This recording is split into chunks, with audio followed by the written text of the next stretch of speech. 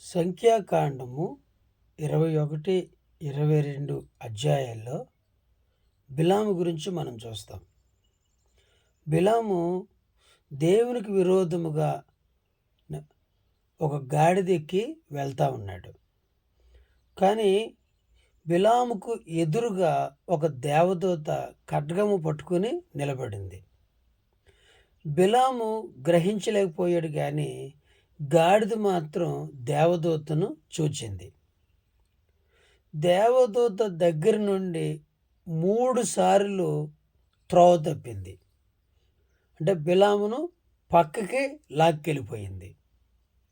అందువలన బిలాము గాడిదని ముమ్మారు కొట్టాడు.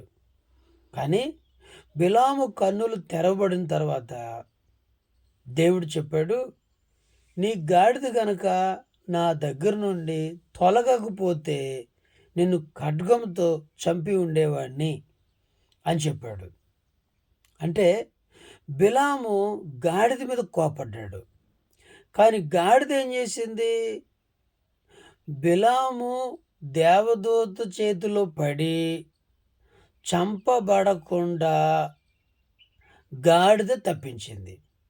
కానీ గాడిద ఇబ్బంది పెట్టింది అని బిలాము భావించాడు. అంటే కొన్ని కష్టాలు పెద్ద అపాయాల నుండి తప్పించడానికే వస్తాయి అని మనం గుర్తుపెట్టుకోవాలి.